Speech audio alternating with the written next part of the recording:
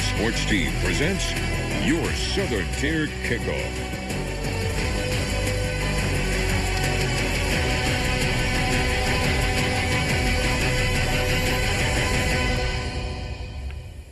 Good morning once more from the WBNG studios, and thank you for starting your Saturday with 12 Sports and the Southern Tier Kickoff show. We are finishing up Week 15 here on the desk, and nearly 4 months after kicking off the season, here we are at the goal line and, of course, Army-Navy week.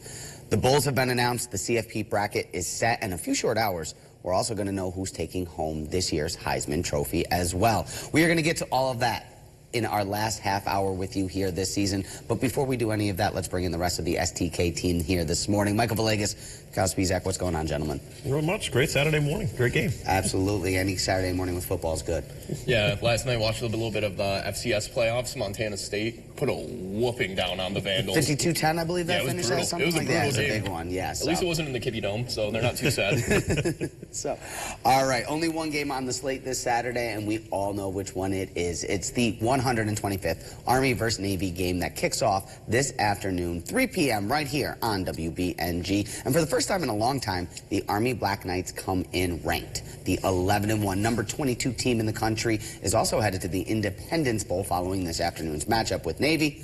Michael, what does the Army have to do to get their 12th win this season? Yeah, well, Zach, I mean, you said it. They have to stick to what they've been doing. If it ain't broke, don't fix it. Army is ranked the 4th time in 30 years. Coming in at number 22, the Black Knights are coming off their first ever conference championship win, a commanding 35-14 win in the American Athletic Conference championship game over Tulane.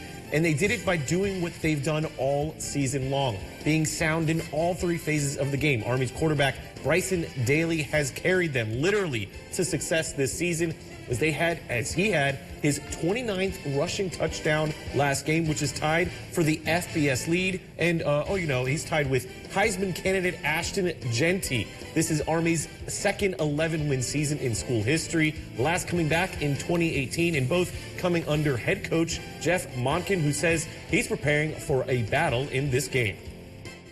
This will be my 11th here at Army, and every one of them just seems like it's been a slugfest.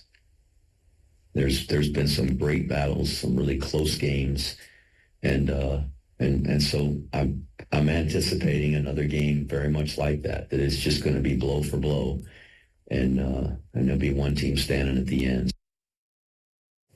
For the keys to the game for the Black Knights, it's pretty simple, but still important. Don't get fancy. You've had success all season long. Stick to know what you're doing. Might change that. And then on the other side, it's staying healthy for the Black Knights. I mean, getting Bryson Daly inside the 10, it's a guaranteed rushing touchdown for him. And then lastly, minimize the momentum for Navy. This game, as Monken said, is going to be back and forth, a slugfest. So if you can minimize the momentum for Navy, then they have a chance to take the Commander-in-Chief trophy. Yeah, I mean, you talk about momentum, and we're going to, after we break down Navy, we'll get into the details of the back and forth of this game. But momentum, certainly, when you have 2 teams that are possession-type offenses, ones that aren't necessarily big play-type offenses, that momentum is going to be a big factor in today's matchup. But, of course, there's another team on the other side of the ball game as well.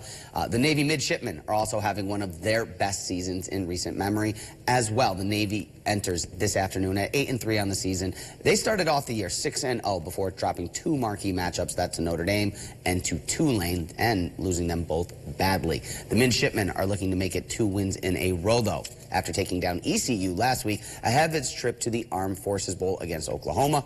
Kyle, how does Navy accomplish their mission today? And really, a wise man once named Paul Revere once said, 1 if by land, 2 if by sea. But good old Paulie Boy got one aspect of this wrong. When the midshipmen come to town, how about 3 by air? Navy sailed away from their traditional triple option offense this year and opened fire through the air a bit more, with QB Blake Horvath slinging 1,000 yards and 11 touchdowns through the air this season. Horvath may have dropped more bombs than a B-52 this season, but most of his damage was done throughout an Army-styled attack on the ground and pound offense. rushing 13 touchdowns throughout the season. It was smooth sailing for the midshipmen throughout the first 6 weeks until they started to take on water after getting shelled by 37 against Notre Dame.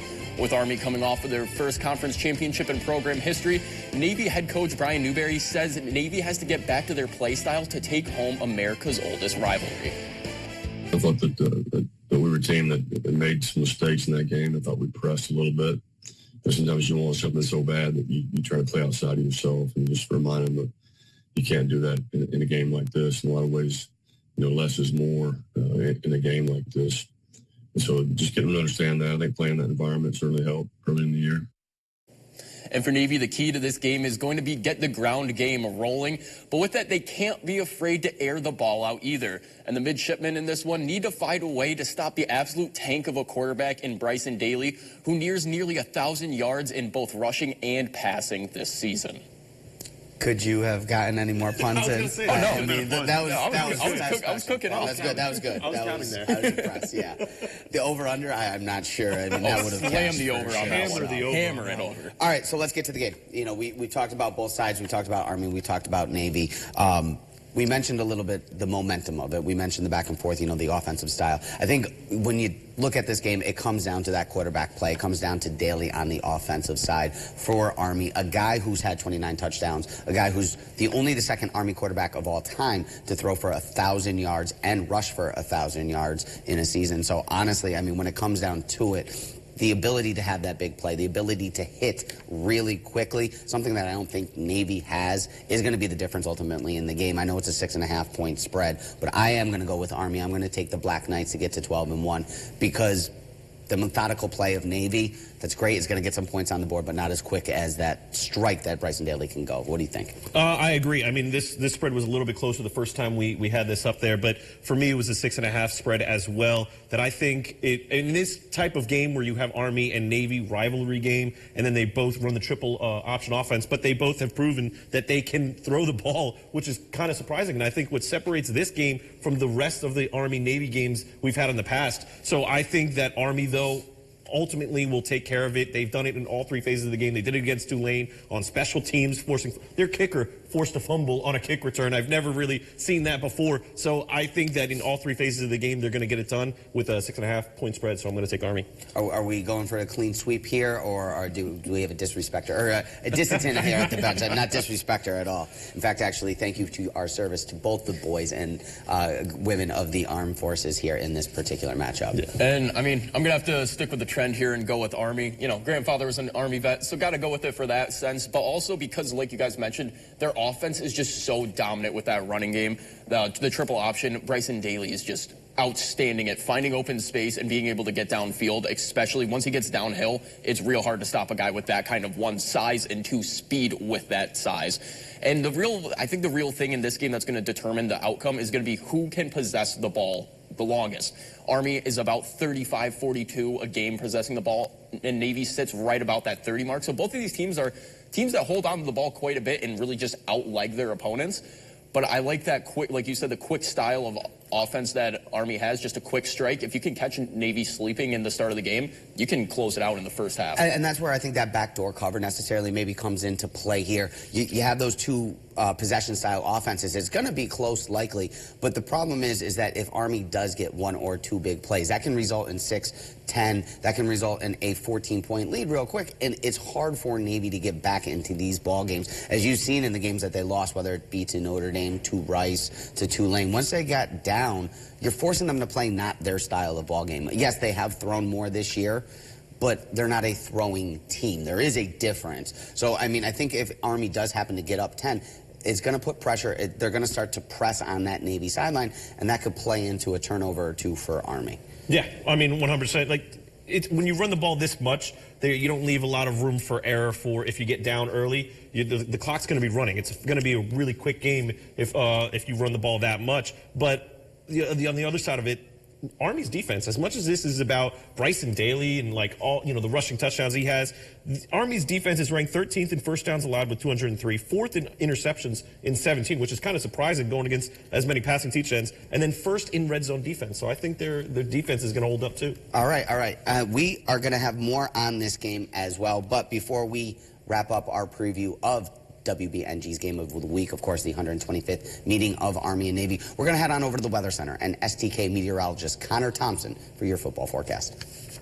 Army versus Navy today at 3 o'clock. Let's see what we can expect for this game weather-wise, and you can take a look. Overall, it's not too bad. Partly cloudy skies expected all the way throughout. Looking at kickoff through the fourth quarter, temperatures do gradually start to drop down into the mid-30s by around fourth quarter, but really no weather issues are expected here throughout the game, so hopefully you can sit down and enjoy the game in Landover, Maryland between Army and Navy today. Gambling problem? Call 1-800-GAMBLER if you are a Pennsylvania resident, or call 877-8-HOPE-NY or text HOPE-NY if you are a resident of New York. Please gamble responsibly.